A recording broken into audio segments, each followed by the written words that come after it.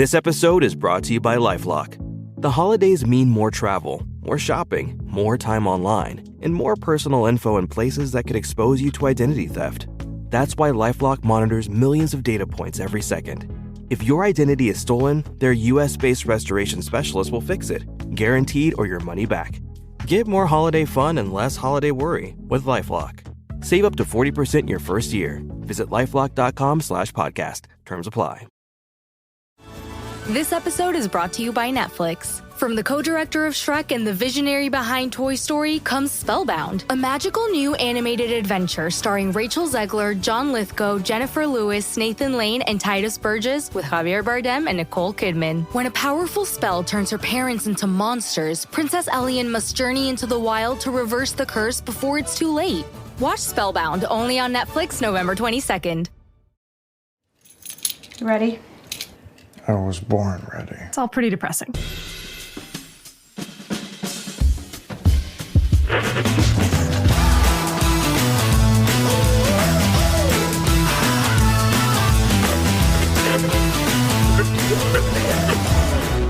Welcome to a special emergency podcast. It's an AO Dispod crossover. I've got David French, sure.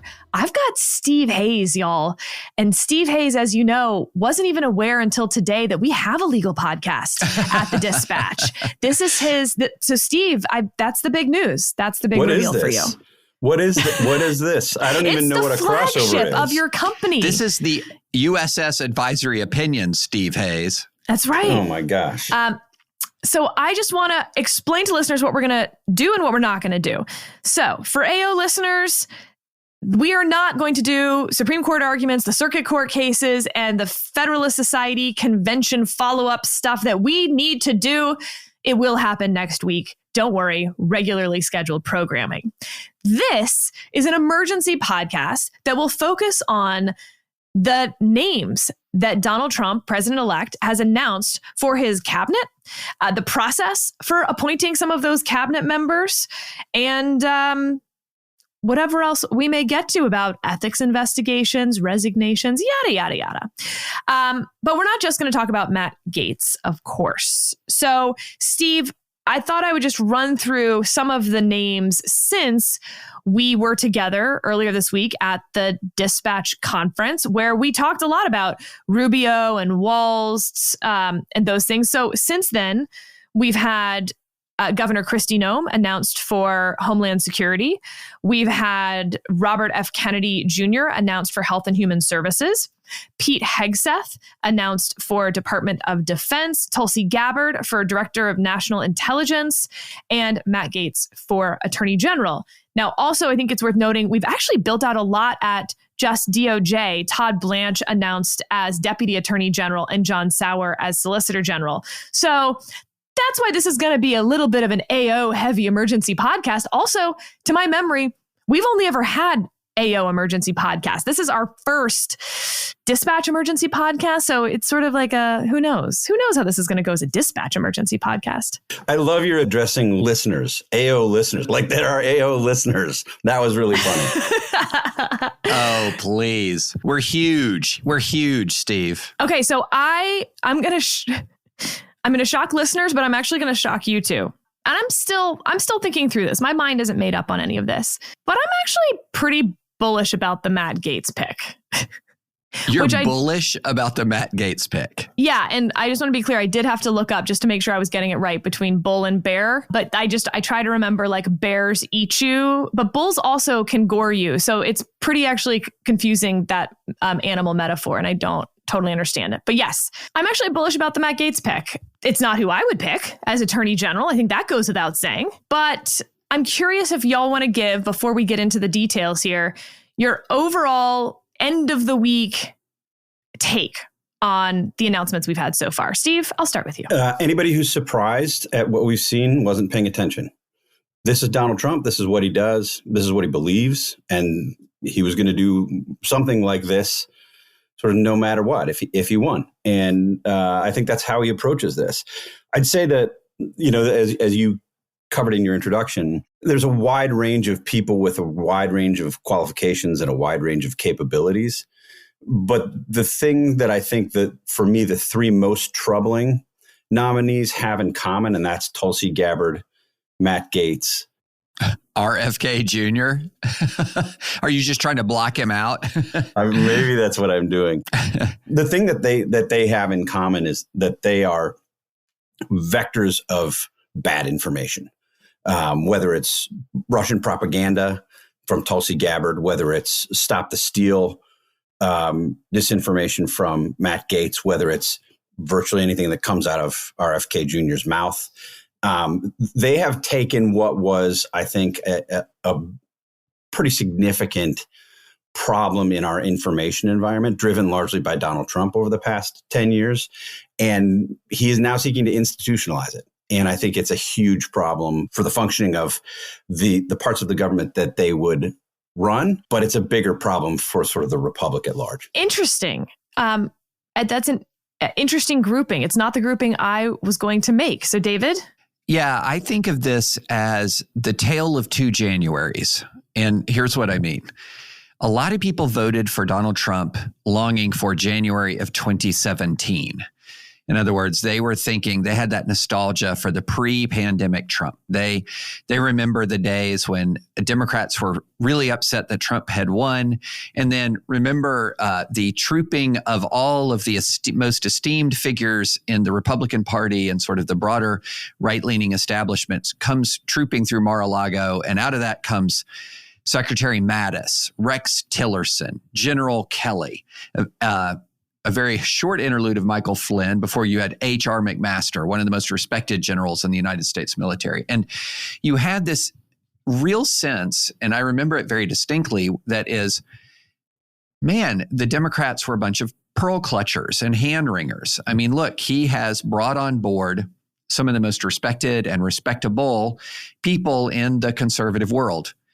Let's fast forward to another January, 4 years later, January 2021, when Trump is in full berserker mode.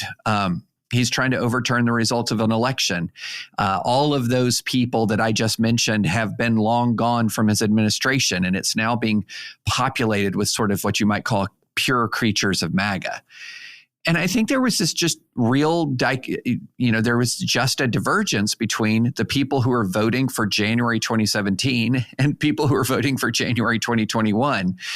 And the way I would put it is that, the difference between that pure MAGA base and the 76 million people and counting who actually voted for him to be president. And what we have here is a situation where he is absolutely governing for that MAGA extended universe, 17 million right now. He's doing exactly what he said and what MAGA wanted him to do. And for all of those who are listening to that rhetoric and saying, nah, he's not, he doesn't really mean it. No, come on, you're hand wringing if you think he'd do something like this. Well, he did. He's doing exactly what he said he'd do, as Steve said. So I look at this list, Steve, particularly Gaetz, Hegseth, and Noem, although Gabbard and Kennedy to a different extent, I guess. And to me, they look like people the president likes out there defending him. They are TV defenders of the president. And I'll include in that list, by the way, someone we didn't mention yet, but William McGinley has also been named White House counsel. And again, AO listeners, we'll get into some of the legal folks on future episodes, but he's been on Steve Bannon's podcast quite a bit. He was cabinet secretary in the first administration. So these are all people who have been out there relentlessly defending now President-elect Trump. And what's interesting to me in that list, the one that stands out is Kennedy, because he actually has policy goals, real policy goals that are why he was out there defending the president. Like, they're the odd bedfellows in some way, but the others are more defenders of the president than they are policy vectors, to borrow your term. And so I actually wonder how much they'll be running the day-to-day of their departments, because they're not ideology warriors in any specific way that I can think of for those departments. Kennedy is, though. And so that's the outlier to me in that group. Gaetz? What do you mean? I would say I would see him as a defender of the president for sure, a TV defender of the president. But without question, the dude has a kind of ideological vision for the purging and cleansing of the Department of Justice. that's not really, to me, an ideological vision. That's an anti-ideological, getting rid is not building, if that makes sense. But it can be if you describe yourself as a libertarian populist, which Matt Gaetz does. I do think that he's part of there is sort of an ideology built in there. I think he's primarily there because he defends the president and extols the virtues of the president. I guess I would challenge your premise on the Kennedy thing. I do think there's no question he has sort of a deep ideological set of motivations here. I would say, ironically, they are the opposite of the ideological views of the Republican Party for the past 20 to 30 years in virtually every particular. But I do think that Trump likes him out there defending him too. I mean, I think we shouldn't overcomplicate the reason for some of these choices. And I think you sort of get at some of it, Sarah. These are people who Donald Trump likes. He likes that they have shown sort of unqualified, unreserved loyalty to Donald Trump at a time when many other people were criticizing Donald Trump or raising questions, or I would say making basic observations about reality related to Donald Trump. These folks were willing to sort of bark at the moon on behalf of Donald Trump. And he loves that. So when he's making these choices, I think personal loyalty comes first.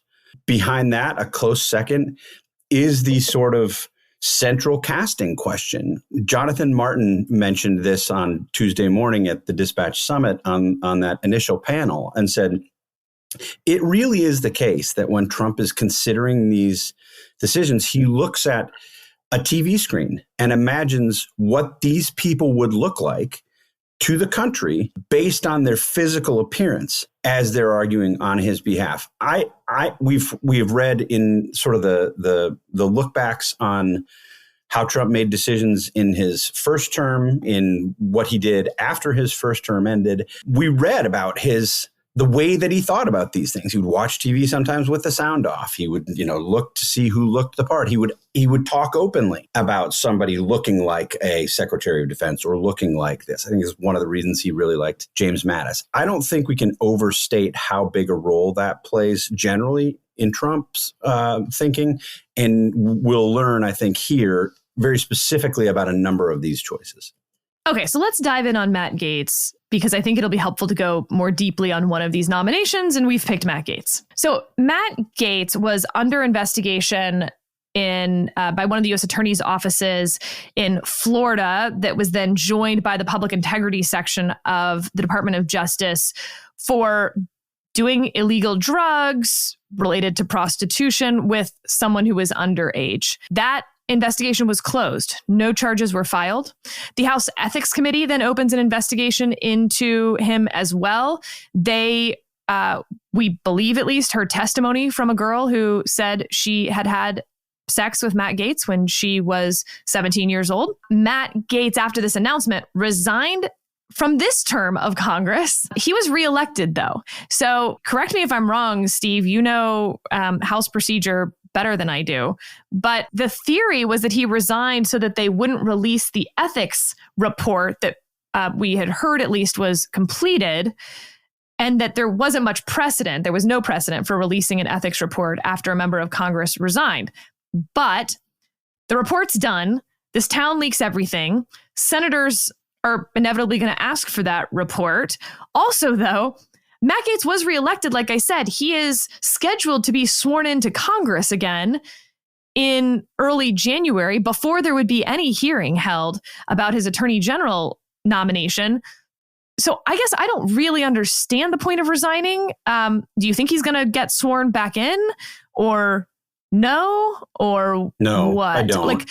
You don't? No, I think the resignation took place for exactly the reasons you suspected. It was the report was alleged to have been scheduled for release today. It was, according to the people who had access to it, fairly devastating. We heard from the attorney of this young woman you mentioned, who suggested that there was testimony about his conduct. I think he wanted to resign so that it couldn't be released. You saw Speaker Johnson, when he addressed this, say there's no precedent for releasing a report about somebody who's no longer a member of the body. And I think to that end, on a formal basis, I believe the Republicans on the ethics panel canceled a meeting with Democrats on the ethics panel where this was going to be discussed. So I don't think we'll see a formal release. I think you're right to suggest, Sarah, that we will see details of what the report included. I think those details will not cast Matt Gaetz in a good light.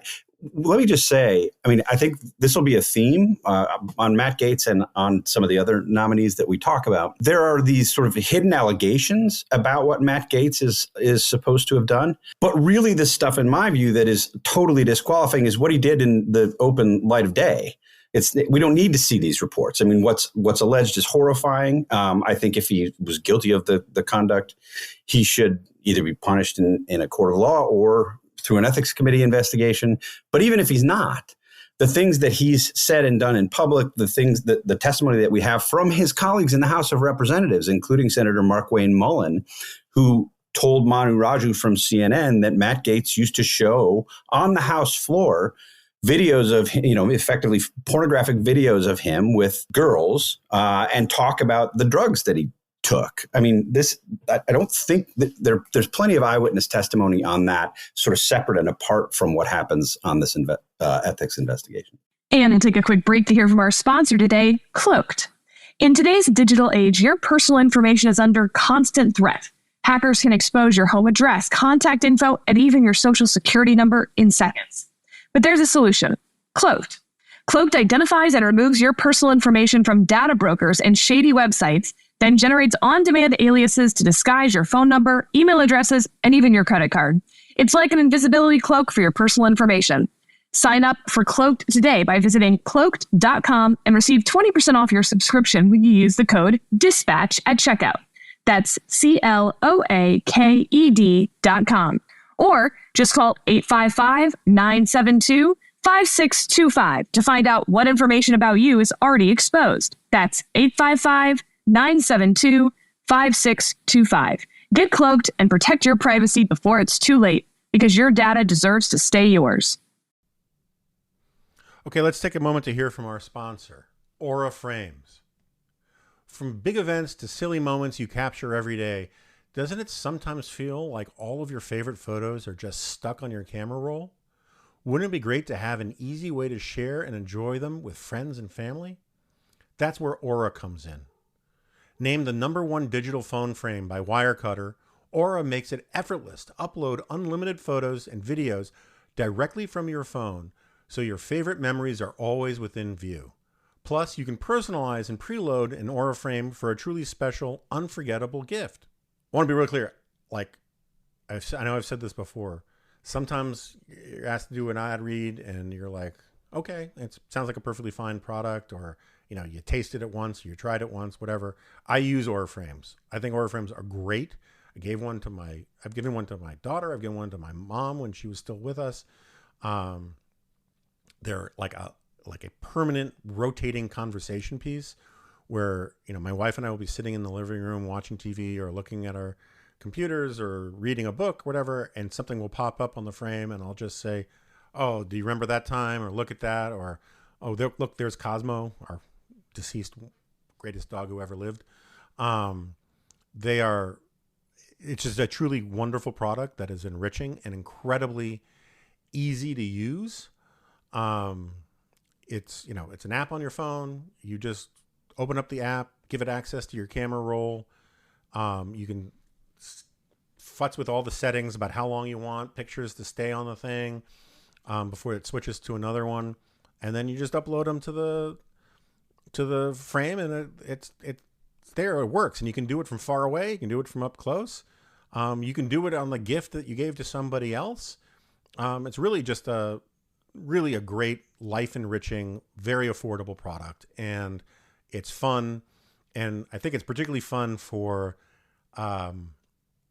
the less than fully tech savvy people in your life, because it's kind of cool to have. And like for grandma types and grandpa types, it's it's a way to sort of stay in touch with them. And they'll, my mom used to call me and say, I just saw the picture of Lucy when she was a zombie on Halloween come up on my frame, and I thought I'd call, that kind of stuff. It is a great way of keeping memories alive for you and your loved ones.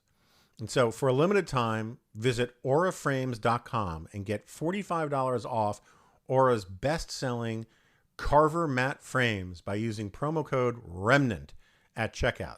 That's AURA frames.com, promo code REMNANT. This exclusive Black Friday, Cyber Monday deal is the best of the year, so don't miss out.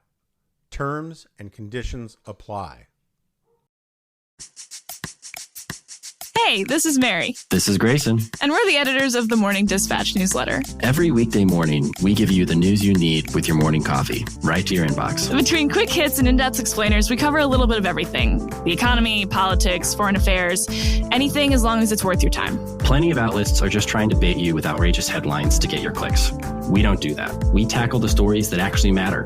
Cut out the DC jargon to give you the context you need to start your day. Team D is an ongoing conversation with readers as we walk you through the news that will still be relevant in 6 weeks and 6 months. So join the conversation and subscribe to the Morning Dispatch at thedispatch.com/join. For a limited time, you can use the code WORTHYOURTIME10 for 10% off your annual subscription. If you're already a member, go to thedispatch.com, click newsletters, and make sure you're subscribed to the Morning Dispatch. It's worth your time. David, I want to talk to you a little about this appointments process. And don't worry, folks, we're going to get to why I'm bullish about Matt Gaetz. I was, Sarah, I was literally going to ask you, okay, come on, you've got to produce here. Why are you bullish? We're going to get to it. But I do want to talk process because I think it's actually pretty important. So I tweeted right after the Matt Gaetz announcement that nobody in Washington was more excited about the appointment of Matt Gaetz to Attorney General than Speaker Mike Johnson. Matt Gaetz is not known to get along with his colleagues very well. He's not the most popular guy in Congress by any means. And so there's a little bit of a Teddy Roosevelt aspect to this that everyone's like, amazing. Yeah. Stick him in the cabinet. Great plan. Get him out of our hair. Because Matt Gaetz, I think you can oversell it, but I also think a lot of people undersell it. Matt Gaetz, Steve, correct me if you disagree with this, I think is the mastermind who took down Kevin McCarthy, right? And sure. I mean, I wouldn't use the word mastermind. You can use. Oh, we'll get to this, but I think Matt Gaetz. He took down Kevin McCarthy. I think Matt Gaetz is wildly underestimated for how smart he is. I think he's exactly as reckless as he seems to be, but I think he's a lot smarter than people give him credit for. But David, let's talk process. Okay, so a lot of senators have already come out, Republican senators included, and said, I don't know about this. And there's been a question of whether Matt Gaetz can get confirmed. In response, there's been a lot of folks saying, well, Donald Trump could simply use the recess appointments power to appoint Matt Gaetz and anyone else to his cabinet. And by the way, even if they are going to confirm Matt Gaetz, maybe he should use the recess appointments power because it took too long to get cabinet members into office last time.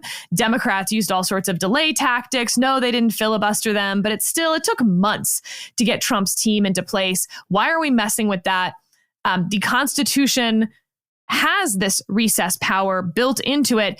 And we should just do that, get them all in there week one, wipe our hands off, and get to work. So this is where the AO portion of this is going to come in heavy, Steve. We're coming in real hard with some advisory opinions work here. I want to read the portion of the Constitution that deals with the recess appointments power. And then I want to talk about the 2014 Noel Canning case, David. And then I'm going to turn it over to you to see where you think this is going to go. Okay, the first part that you need to understand from the Constitution in Article 2, the president shall have power to fill up all vacancies that may happen during the recess of the Senate by granting commissions which shall expire at the end of their next session. This is going to come up in Noel Canning as well. Next, he shall from time to time give to Congress information of the State of the Union and recommend to their consideration such measures as he shall judge necessary and expedient. He may, on extraordinary occasions, convene both houses or either of them, and in case of disagreement between them with respect to the time of adjournment, He may adjourn them to such time as he shall think proper. Yada, yada, yada. Okay, so basically, he can create the recess as long as the two houses can't agree on the adjournment. And then when there's a recess, he has the power to fill up vacancies during that recess. But I do want to read that language one more time. The president shall have the power to fill up all vacancies that may happen during the recess of the Senate. Okay, so in 2014, this question gets to the Supreme Court because, short version of the facts, President Obama, this case arose out of President Obama's appointments of 3 people to the National Labor Relations Board and Richard Cordray as the head of the Consumer Financial Protection Bureau. Basically, they had created this, long weekend of a recess. And then he had called that a recess and then appointed them to fill these positions, called them recess appointments. And of course, one of the regulated entities, Noel Canning, and there is so much dispute over this name. Is it Noel Canning, which I actually do believe is the correct name, but most people call it Noel Canning. They are literally a canning place. They are a Pepsi distributor. They can stuff. So I do not want all the emails about Noel Canning versus Noel Canning. I know the dispute, and I'm just going to say it's Noel because it's easier. It's Noel. I know we don't always take the easy way out on AO, but sometimes we do. All right. So this was actually a unanimous opinion. Breyer wrote it. The majority opinion was joined by Kennedy, Ginsburg, Sotomayor, and Kagan. The concurrence in the judgment only was Scalia, Roberts, Thomas, and Alito. Okay, so basically what the majority said, we hold, for the purpose of the recess appointments clause, the Senate is in session when it says it is, provided that under its own rules, it retains the capacity to transact Senate business, i.e. going for a weekend and calling it a recess, No. But the concurrence is what I'm really interested in, David, because Scalia said, yeah, we agree that these appointments aren't lawful, that the president didn't have the power to appoint them. But that's because it only works when the vacancies arise during the recess, as in the whole thing has to be recess. The Senate is gone, a vacancy arises, and so the president can appoint to fill the vacancy that arises during the recess and when he wants to appoint during that recess as well. It all has to be during the recess, is what the Scalia team was saying. The Breyer team was simply saying, look, I don't know how long it needs to be, but it needs to be longer than 3 days. But no, it doesn't have to arise during the recess. He can fill during the recess. Okay. So, David, that takes us to the recess power of Donald Trump. Whether you think the recess appointment power will allow him to fill his cabinet, and I think you're going to know where I'm going to come out on this, but I'll give you the short version up front. Hello, Goose. Please meet Gander. If you like using the recess appointments power, forget the legality of it. Just you think it's a fun thing. Then I hope you like Rashida Tlaib as Attorney General and Neera Tanden, who was prevented from being Senate confirmed last time around. And President Biden was not able to put her in his cabinet. So I don't understand why people think that Republicans will be in power forever and ever, when in fact, I'm willing to bet a shiny nickel that Democrats will in fact win the next presidential election, not based on who's running, not based on what Donald Trump does, but based on these large historical international trends that we've seen of people being dissatisfied with the direction of their country and the world. And so they keep flipping back and forth in change elections because nobody's doing the normalcy and competency thing that they're actually elected to do. Anyway, recess appointments, David. Yeah. So you've hit all the big issues. So the question is, number one, is there going to be a disagreement between the houses? So this whole thing depends on there being a disagreement between the two houses of Congress, between the Senate and the House of Representatives. So if Mike Johnson wants to adjourn and John Thune does not want to adjourn, here's your disagreement. The theory is, according to the text, that Trump can then order the adjournment. And so I think, my reading of the text, it's pretty plain. If there is the disagreement, he can adjourn. Now, moving on to the recess appointment itself. Now, the question I would have is, okay, the new Congress is sworn in before he is sworn in. He's sworn in. He orders the adjournment. when does the vacancy arise? If he orders the adjournment and then he fires the AG, then the vacancy arises during the adjournment. Or if he orders the adjournment and fires the acting AG, or that's the question that I would have, because if he is coming into office, aren't there a bunch of vacancies that arise just as a natural result of that? And couldn't he time it to where the vacancy arises after he orders the adjournment? So I think that there's a way through even the Scalia, that aspect of the Scalia concurrence, if that vacancy does arise. But there is another element of the Scalia concurrence that did the appointments reset, the recess appointments clause was only meant to cover breaks between congressional sessions rather than breaks within them. And that is another interesting legal question. Wait a minute, hold on. Is this really a recess if the new Congress has already been sworn in? If the new Congress is sworn in, this is just a break in a session. It's not a real recess. So that's another issue that could arise. And I don't know where the current court majority would fall on that. But under the holding in Noel Cannon and under the analysis you just said, Sarah, where the vacancy arises during the recess, I think they could engineer that. I think they could. If Johnson was a part of all of this. If Johnson's not a part of this or Thune is not a part of this, it can't happen. Well, except that, right, it's sort of either way it can. Let's say Johnson's the one who wants to go along with it. So Johnson says, we're going to recess. Either Thune agrees and they go into recess, right, or Thune doesn't agree and there's a disagreement and the president can put them into recess. That's right.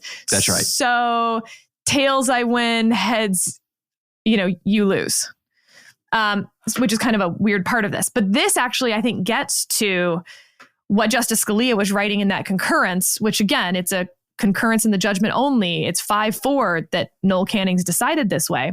And he writes, the majority contends that the clause's supposed purpose of keeping the wheels of government turning demands that we interpret the clause to maintain its relevance in light of the new circumstance of the Senate taking an increased number of intra-session breaks that exceed 3 days.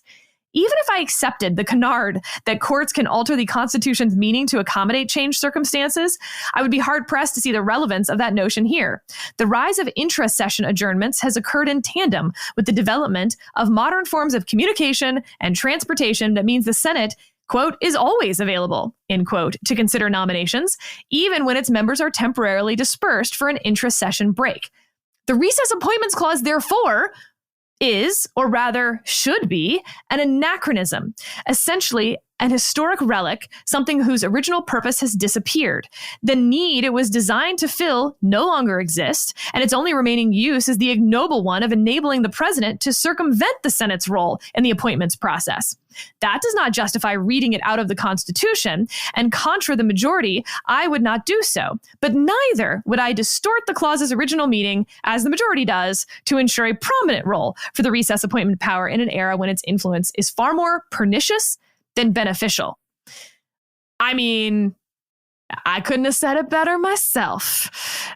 And I think it is a dangerous thing. So legally, I think the 4 were right.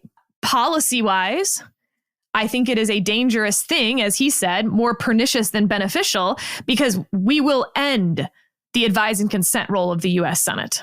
It will be done. But, look, you can talk about the bravery of Republican senators, Steve, or lack thereof, but at least it's something, right?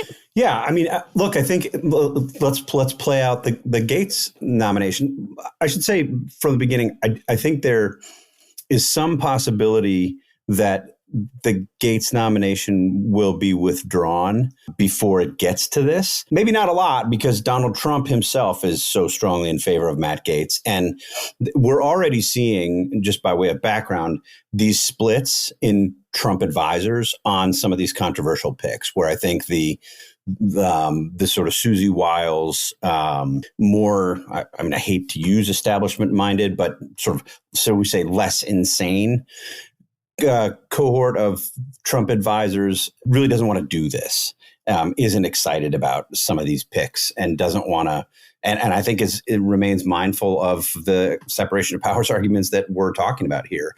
But the flip side of that is, as David mentioned earlier, the sort of super MAGA or MAGA plus group of Donald Trump advisors care about this more than anything.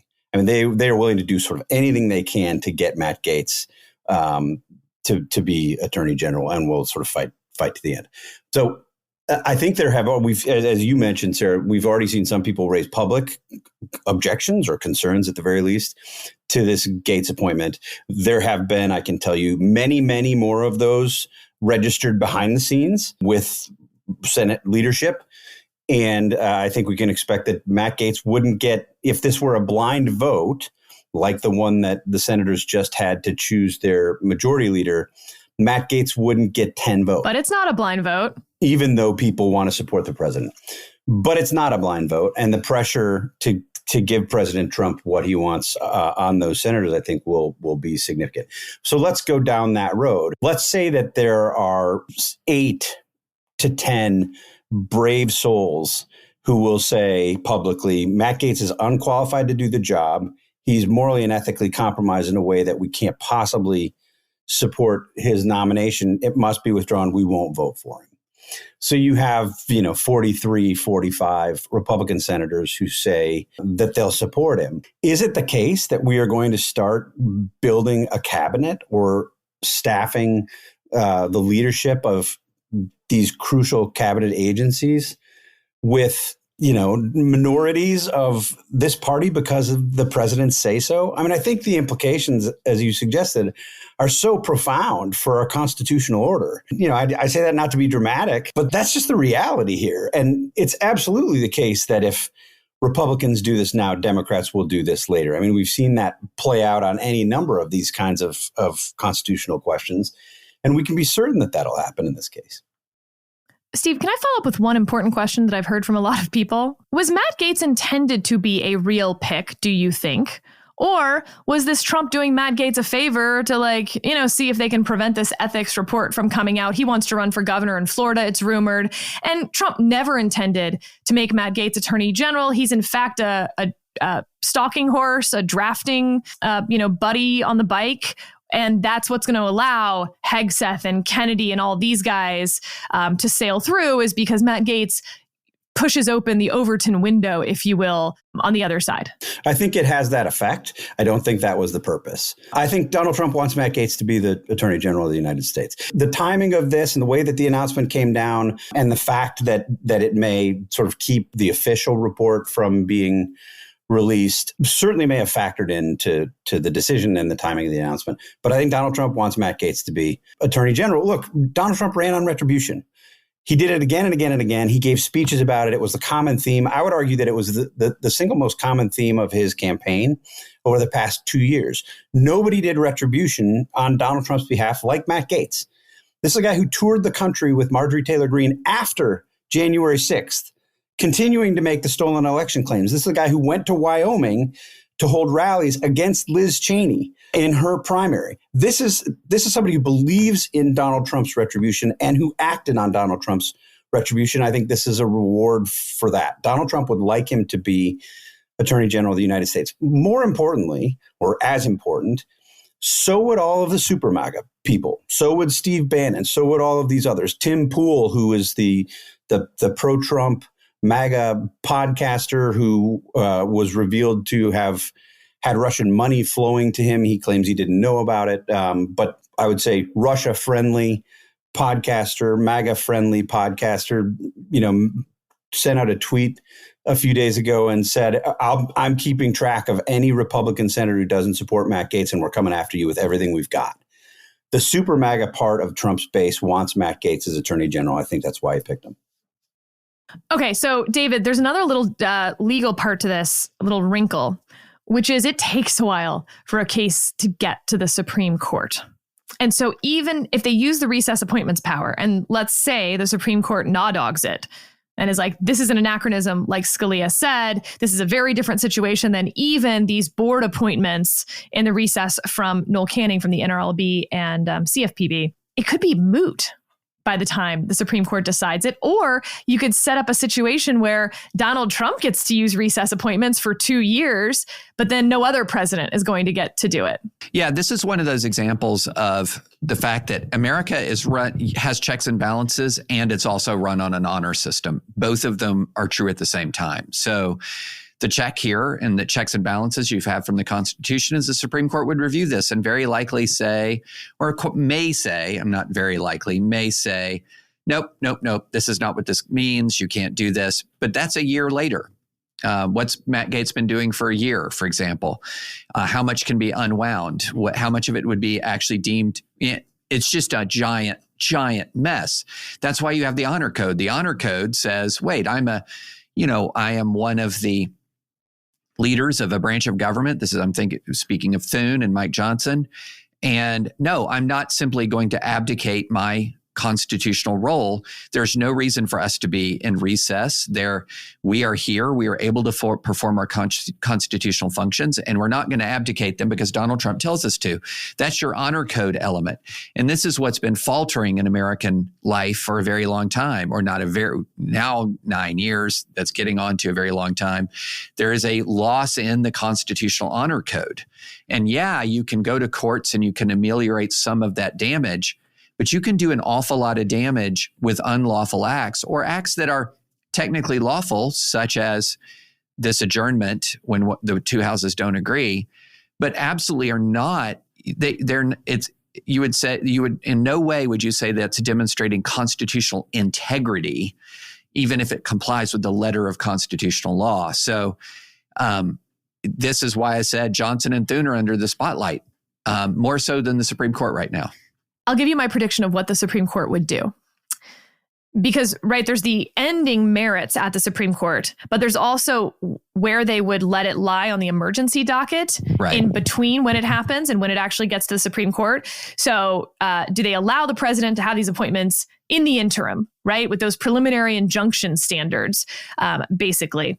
So because of the Noel Canning precedent, which I think they would really be overturning it, frankly. Like maybe there's a few ways that you could like squirm around through it, but I don't think so if they said no. So here's what I think they would do.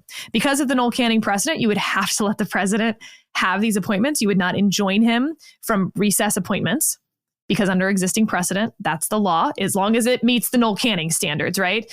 They're adjourned for more than 3 days. There's some other little tiny factors in there, but okay. And then I think they would reverse Noel Canning.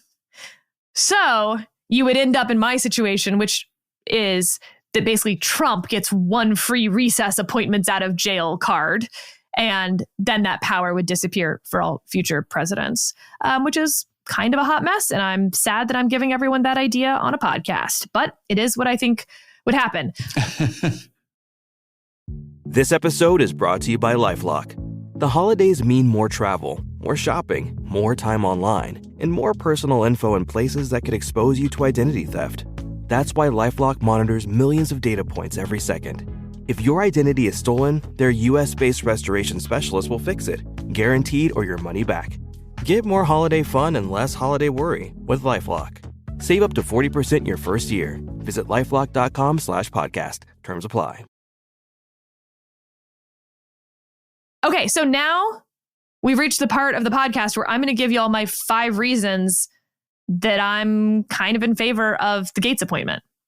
I cannot wait for this. And what you did, Sarah? You did the sports talk radio thing. You know what I'm talking about. It's where they tease at the very opening of the podcast the very counterintuitive hot take, and then you don't deliver it for right now 40 plus minutes. So it's so anti-dispatchian what Sarah has been doing throughout this entire, not just the substance of what we're about to hear, but it's like the fantasy football bold takes where people have entire podcasts where they announce that they're going to give bold takes. And most of the takes are just awful, but they're bold. And so people listen. I'm not previewing yours, Sarah. Yeah, no, it felt like a preview. It felt very much like that. Okay, so let me give my prefatory cough. Matt Gaetz obviously wouldn't be my pick for Attorney General. This isn't about whether Matt Gaetz should be Attorney General. My only point is about whether, if I were a U.S. Senator, I would vote to confirm Matt Gaetz as Attorney General if President-elect Trump nominated him for Attorney General and I was a U.S. Senator. And on that, I am bullish on Matt Gaetz. So yeah, I think the main thing we're going to disagree on is whether the U.S. Senate should confirm Matt Gaetz. And This is hard. It's a little bit close for me. I'm not totally sure. Let me start by saying he wasn't indicted for the conduct that we talked about, and I have not seen the ethics report.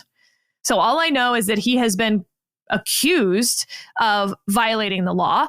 And that does matter to me when you're appointing someone to attorney general. I'm not saying you'd have to be convicted, but it's also to me not enough to have a rumor. And then the Department of Justice says that they don't have enough evidence to even bring charges. So this is really important to me. And I just don't quite know where I fall on it yet. So if you will, dear listener, put that aside for a second of whether he has broken the law in some important ways. Even though I'll also just footnote, those would kind of be, for those who have watched Legally Blonde, those would be malum prohibitum crimes, strict liability, right? We don't determine her maturity and her ability to consent at 17. We just say, nope, the age of consent is 18. That's a strict liability crime. It's not about mens rea. It's not an individual assessment. I know I'm not using strict liability exactly right there, but versus, we'll get to my first reason that I'm good with the Gaetz pick. Don't think that the next runner-up will be better. It very, very likely would be worse. Your most compelling point. Right? There are people out there who Donald Trump was considering who I consider malum in se candidates, as in it's a crime of moral turpitude. And I think the pushback to that, which is very reasonable, is the Senate should reject them too. But let's live in real world now. How many of them do you think the Senate can reject? 1, 2, 3? Because I can think of several nominees after Matt Gaetz that would make you long for the nomination of Matt Gaetz. So think long and hard. Who, honestly? Ken Paxton, the Attorney General of Texas, who is still under investigation by the Department of Justice, was brought up on impeachment charges in the Texas House and then not convicted in the Senate for serious issues of corruption, of using someone who was under investigation, basically having that person pay him money, put his mistress on payroll. His wife was one of the senators in the Texas Senate during this time. It is a sordid tale that I will get all the details wrong, but it involves, true bribery, corruption, illicit sex stuff, all of it. It's all the stuff. But he wasn't convicted either, correct? He hasn't been, they haven't dropped the charges, though, the investigation like they have against Matt Gaetz. I don't think Ken Paxton has a sordid enough sexual past to become Attorney General in the Trump administration. Steve, the other distinction also is that I've read the full report from the Texas House about Ken Paxton, which I have not about Matt Gaetz. So you're right. Maybe this is just an information gap, that I have the information about what I think are the malum in se accusations with evidence against Ken Paxton that I don't have against Matt Gaetz. I'm fully willing to acknowledge that. Yeah, well, let's get back to your reasoning. I said earlier was that I don't care much about the legal issues facing Matt Gaetz, because there are so many other things that he's done in public that allow us to come to judgment that he would be awful. Yeah, so that takes us directly to my number 2. Trump should actually get to have the attorney general that he wants. And I think that it was a problem in the first term. And I've written about this in the Washington Post, which you guys both read right after I left my position, that I think it's very easy to say we should have good people in government and we should encourage them to serve. I obviously thought that was true. And I do think it is true to some extent. But when you fill an administration with people who are not loyalists of any kind to the president, you end up with this tension, and the tension between a sort of enthusiasm for his agenda versus keeping things off his desk, delaying things, seeing yourself as a guardrail and an indispensable one at that. I think it was bad during the first administration. And I don't think it gave the American people a view of what Donald Trump would actually be like as president. I think it is a large part of the reason that he got reelected is because when people think back on the Trump administration and they point to things, some of those things were against Donald Trump, if you will. I don't think it's correct. None of those people were elected. I certainly wasn't elected. And I think it was a bad idea. So I think Donald Trump should actually get the cabinet he wants. I agree there is a role for the advise and consent of the Senate. That's where we get back to my huge disclaimer at the top. I have not read the ethics report about Matt Gaetz. but also he wasn't charged with any crimes. They do have a role of not allowing someone to go into the attorney general's role who is unfit qualification-wise or obviously a patsy, if you will. Donald Trump put someone in he knows has committed a crime because he knows that person can't actually execute the job of attorney general and will simply, do other stuff for him or something like that. But on the qualification, we'll get to number 3 now. As I said at the beginning, Matt Gaetz is a lot smarter than anyone seems to think he is. This guy isn't a dummy. He's very smart and can be charming and quite clever. I mean, he also has a short legal pedigree. He graduated from William and Mary Law School and worked as a lawyer for a couple months. Between the two of us, it's hard to say that either of us are real lawyers. I mean, and I also acknowledge he is as reckless as you think he is, but he's smart. Okay, so then number 4, this gets to how the Department of Justice actually works. We often don't have real lawyers running the Department of Justice. The way it works is you have an attorney general. They are largely they're the queen, if you will, to the deputy attorney general's prime minister. And that's going to vary with different attorney general models. But the attorney general, in sort of the Platonic ideal, sets the vision for the department. They have 3 priorities that they want everyone to focus on. And then the deputy attorney general actualizes those into strategies and tactics. So AG sets goals, DAG's office strategies, and then hands down those tactics to the lower offices. So that makes, for instance, Todd Blanche a very important and powerful nomination for Deputy Attorney General. And he has exactly the resume that you would expect from a Deputy Attorney General. He worked in the Southern District of New York as a federal prosecutor.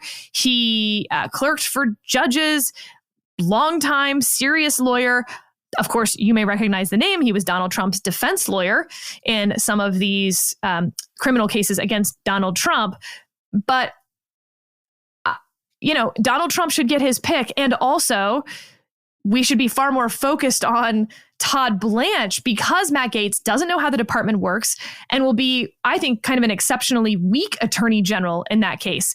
You're worried about him firing everyone? Well, guess what? They have civil service protections. That's not really how that works. I mean, he can fire them and then they're all going to turn around and sue and basically bankrupt the Treasury with winning all of those lawsuits unless Congress wants to change civil service laws. That's the Schedule F idea, all of that. Okay, this gets me to my last point about Matt Gaetz, about him being a weak attorney general.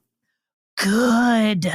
This is the progressive vision for America that we currently live in. I don't mean the political progressives that we talk about now. I mean the progressive era progressives. They didn't like the way that Article 1, the legislative process, was slow and required compromise. And it wasn't filled with experts. It filled with these, dumb members of Congress.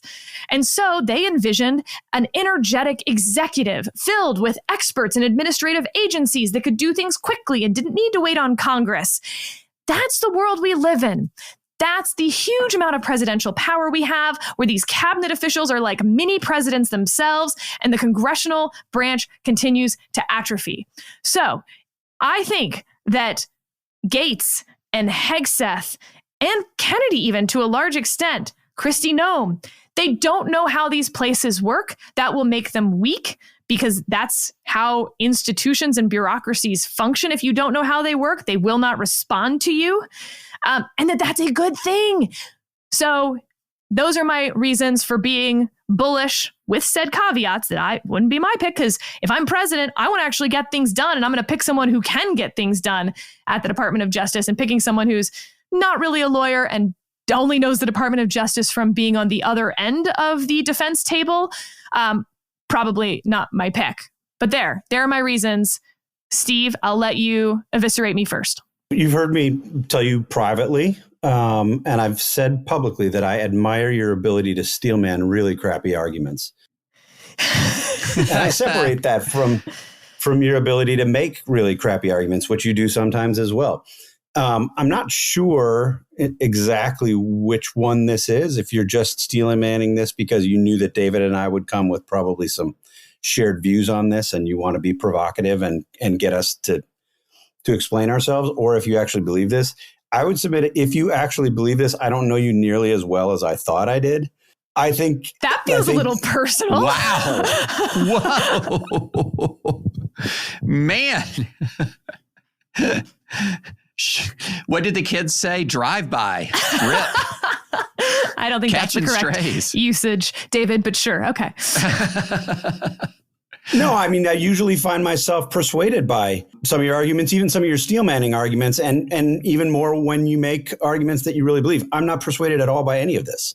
I think it's a totally unpersuasive, nonsensical argument that requires you to set aside so many other objections about Matt Gaetz personally and about this process. Now, Matt Gaetz, do you remember, does the name Darren Beatty mean anything to you, Sarah?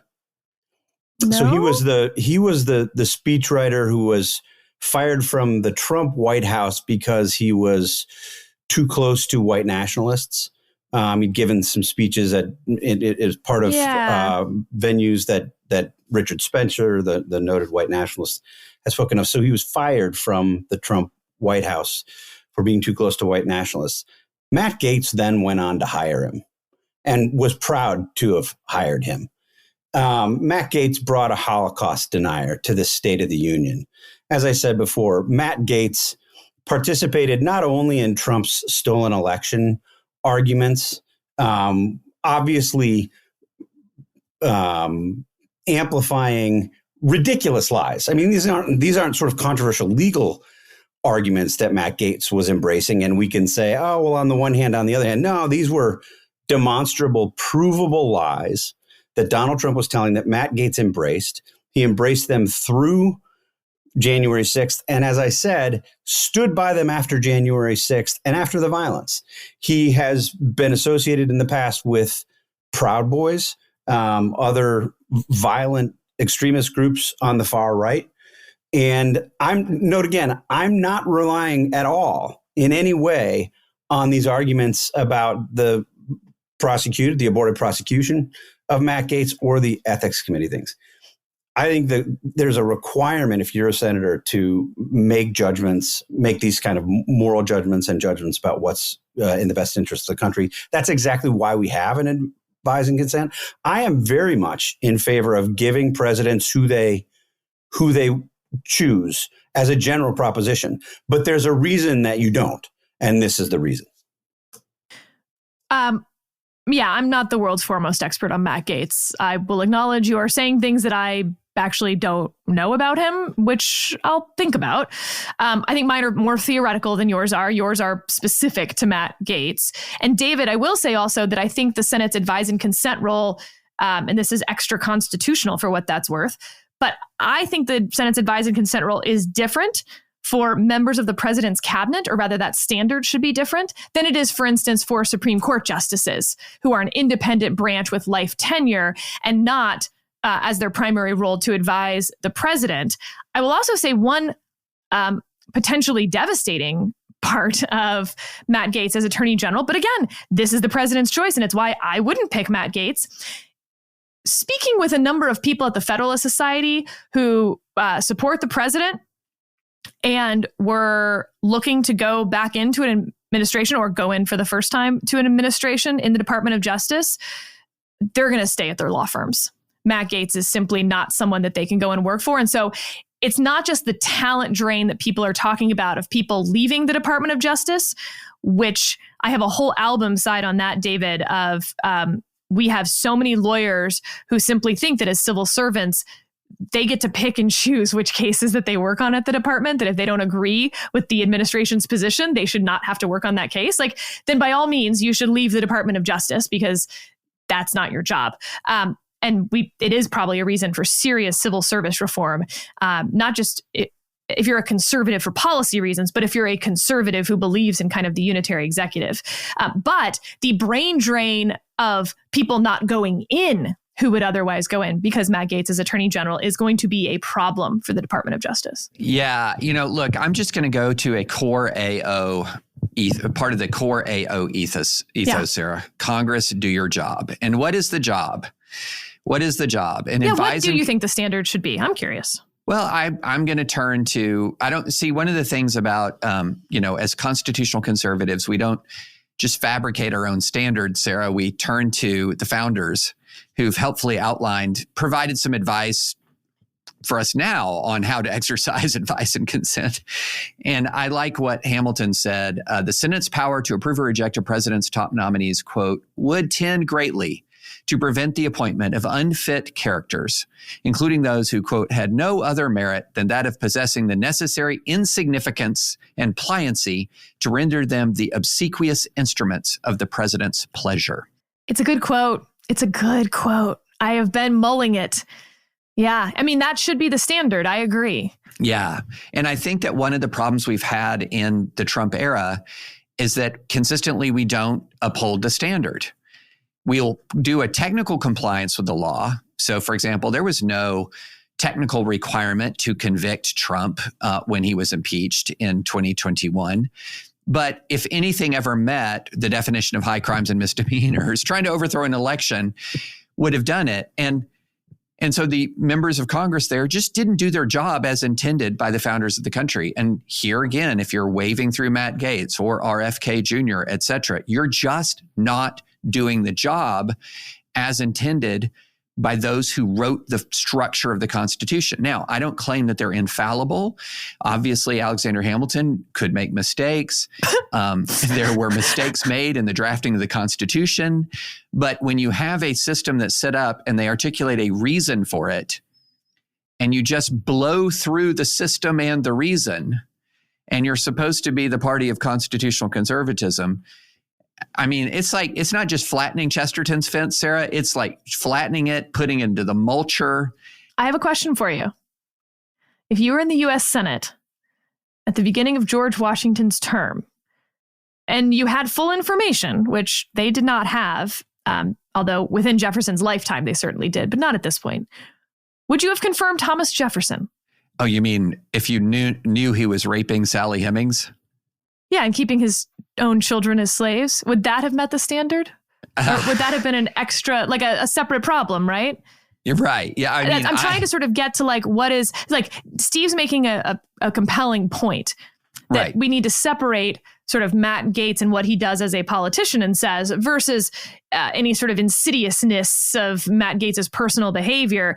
I think Thomas Jefferson's behavior is obviously worse than Matt Gaetz's, but it's of the same separateness, if you will, to some extent. Although, of course, slavery was absolutely going to be a big topic of conversation during any administration. Although, again, there was then the gag order later. You know, that's a very good and fair question.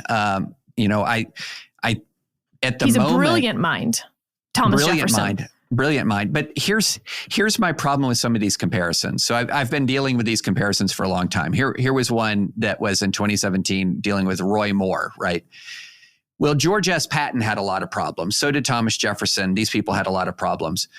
Yeah, I will freely admit that there are people whose brilliance in one area, so for example, Patton's brilliance as an armor commander, created a very difficult problem because you needed his brilliance, but his corruption was a problem at the same time. That's not where we are, Sarah. That's not where we are. We're not, that's not the decision we're making here. Oh, fine. All right. Steve, I have a last question for you. And then for AO listeners who are not Dispatch podcast listeners, we are going to do just a brief moment of not worth your time here. Steve, you know Senator John Thune, the new Republican majority leader. What do you think he's thinking right now? I mean, he literally won the election from his peers, and about 30 minutes later, Donald Trump announced Matt Gaetz. I mean, it was a pretty incredible succession of events that day. I mean, really, as it has been every day since the election. Yeah, I profiled John Thune back for the Weekly Standard when he was considering running for president in 2012 and spent time with him in his hometown of Murdo, South Dakota. I met Kristi Noem before she was a big thing. I spent a day with her at a county fair and spent a bunch of time reporting on him. Look, I think Thune is a good person. I think he's an institutionalist. I think he cares about the Senate. Worked sort of at Mitch McConnell's side for the better part of a past decade. I think he learned from Mitch McConnell. He came to appreciate the kinds of things that McConnell cared about as it relates to the institution. I also think John Thune has principles. He cares about things. You know, I think he is now, with this job, been thrust into an impossible situation. It's not unlike Paul Ryan when he was Speaker of the House after Trump was elected in 2016, where Paul Ryan came to Washington to do big things, and because he believed in certain policies and had a certain worldview and had certain principles, but had to find a way to try to work with Trump because so many of the members of the House were either fans of Trump or willing to work with Trump, and Trump had won an election. I think Thune will face very similar tests pretty quickly. I think there are still a good number of senators who sort of share either skepticism about Trump personally or are concerned about these sort of excesses of Donald Trump that we're seeing, who will be supportive of Thune as he navigates this. But it also has to be said, there are a lot of senators, particularly the newer ones, who are not, who are very Trumpy and sort of anything goes on this stuff. And I think Thune will have to contend with them. I guess my sort of bottom line for Thune is I expect that he's going to do as much as he can. He's a deeply religious man. He does sort of think about long-term issues. He does care about things like integrity. I think he'll do everything he can to sort of keep things on the rails, but he is going to become the guardrail in some senses. And I think that's going to be a really challenging moment for him. All right, a quick not worth your time question mark. So I have mentioned this to both of you before, that in my youth, I had a rule. And the rule was that if a man had the courage to ask me out on a date, that you as a woman should simply say yes to a first date. Now, there's important points to this rule. I don't put out on a first date. Like, it's really just to get to know you. And there's certainly no guarantee of a second date. And if on the first date, I know that there's not going to be a second date, I also like to pay for myself. I'm not looking for a free meal here either. I'm not, scamming the system. But I think it's a pay it forward system, right? You want men to have that courage because you want the guy who you actually like and want to end up with to have the courage. And if he's been shot down 20 times in a row and he sees you and he's like, what's the point? And he just walks off, that would be a real bummer. So it's a pay it forward system.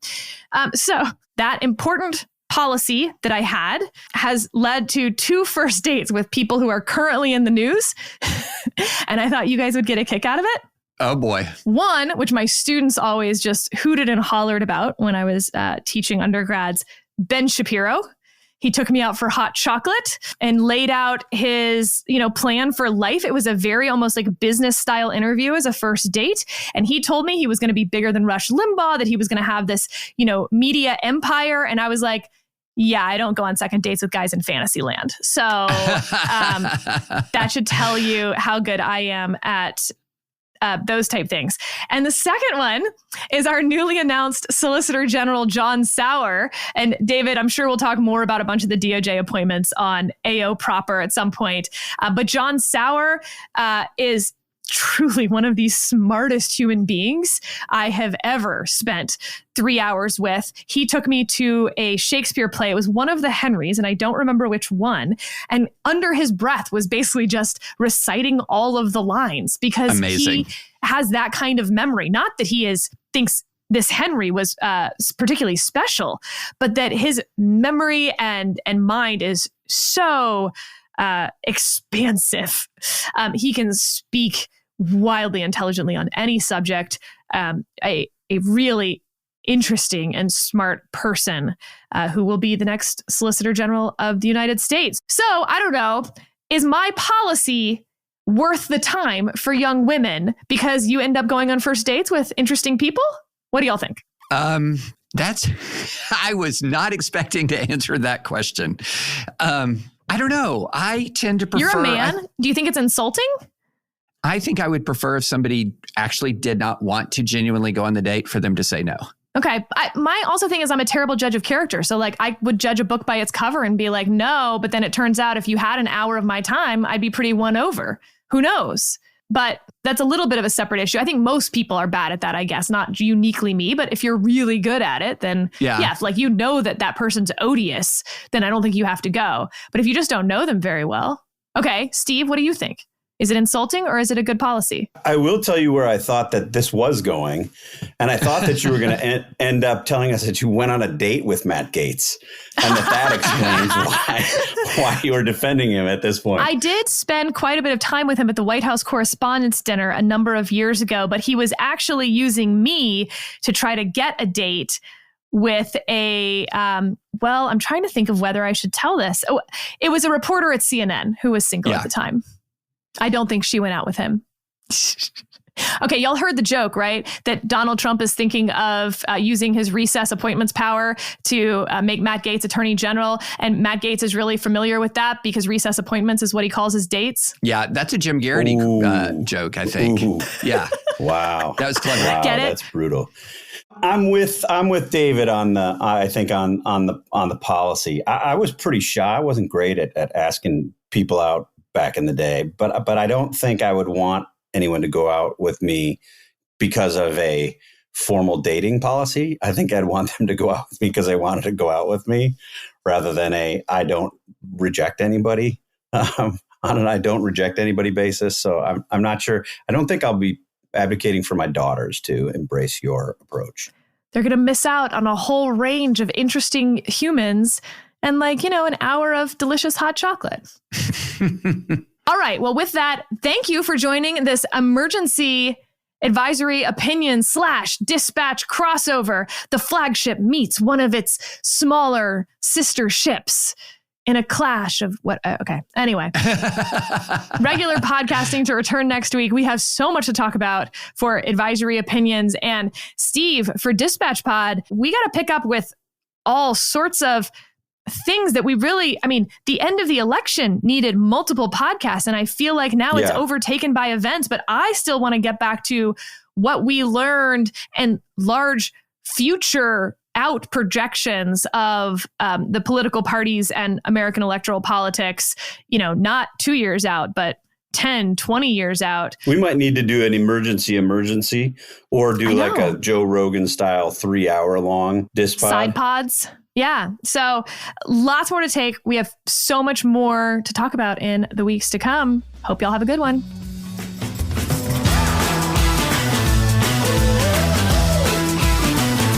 This is the story of the one who, as a maintenance specialist for a historic high-rise, knows that vintage charm historically needs constant attention. Which is why when it's time to upgrade turn-of-the-century mechanicals, they turn to Grainger. With easy access to 1 million+ products and the scale to deliver when and where you need them. The right tools and supplies are never far away. So the one can keep that vintage building running like new. Call, click Grainger.com, or just stop by. Grainger, for the ones who get it done.